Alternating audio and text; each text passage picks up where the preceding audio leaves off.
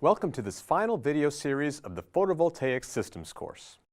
This part is divided into two main topics: grid integration and financial aspects. So first, I will go into some of the issues that arise when we try to connect a PV system to the grid.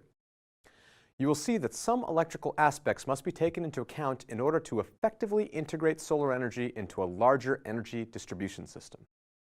Voltage, frequency, and power require constant control to avoid blackouts or load damage in the grid. In recent years, especially in Europe, governments have been adopting more and more green policies to enhance production from renewable energy sources. It is therefore crucial to combine the intermittent and uncontrollable nature of solar and wind with the energy demand of modern society. Also, PV production is believed to grow exponentially in the next years due to lower prices and a more mature technology. Researchers all over the world are focusing on two main areas to solve the problems that arise when connecting uncontrollable sources like solar power into the grid. The first one is represented by microgrids. Microgrids are defined as a system that includes AC and DC electrical loads, power generators such as photovoltaic, wind, fuel cell, and microturbines, and storage elements like batteries, hydrogen tanks, flywheels, among others. All these components are connected to the grid through a single connection point called the point of common coupling and are managed by a controller that allows flows of energy within the microgrid and also with the mains grid. Power electronic interfaces play a fundamental role in microgrids since they convert power from DC to AC and vice versa, making therefore frequency and voltage control possible. The next course of this MicroMaster in Solar Energy Engineering will deal entirely with the aspects of integration of PV systems in the grid by means of microgrids. The second option is HVDC, or High Voltage Direct Current networks. In this case, DC technology is used to transmit electricity at around 220 kilovolts and is meant for long distances and high power production from PV farms or wind farms.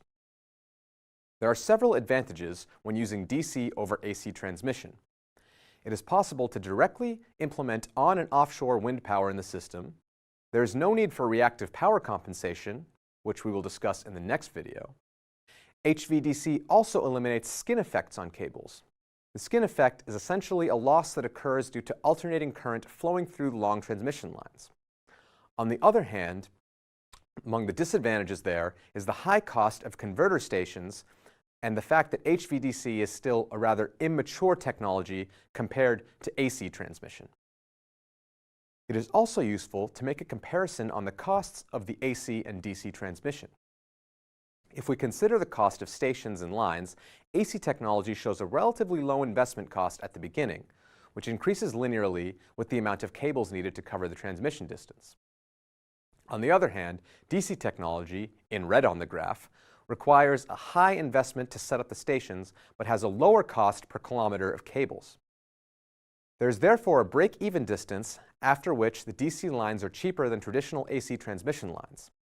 This distance is usually around 600 to 800 kilometers for cables on land. The second topic of this last section on the PV systems course is focused on the financial aspects of PV systems. The main concepts that we are going to go through is the levelized cost of electricity of PV, the concept of feed-in tariffs and net metering, and finally on the various ways how PV technology can be financed. The prices of solar panels are dropping year after year, mainly due to economies of scale. An empirical law, often called Swanson's law, can be used to describe the effects of industrial learning on the prices of technology. From the graph, we can see that the price of solar photovoltaic modules tends to drop 20% for every doubling of cumulative shipped volume. At current rates, costs halve about every 10 years. This learning curve, backed up by historical data, shows that in the coming years, solar energy is likely to be way cheaper than now, becoming a serious candidate to replace traditional power generations in the energy mix of the countries. Another crucial point for penetration of PV technology is the price of electricity generated.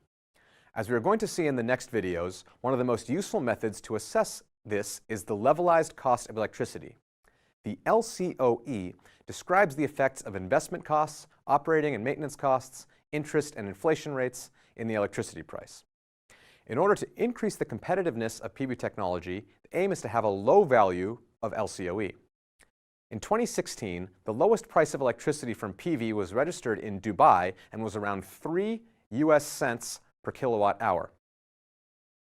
So far, we have seen that there are many challenges that PV engineers will have to face in the future, both from the technical and the financial point of view, in order to integrate solar-generated power into the grid.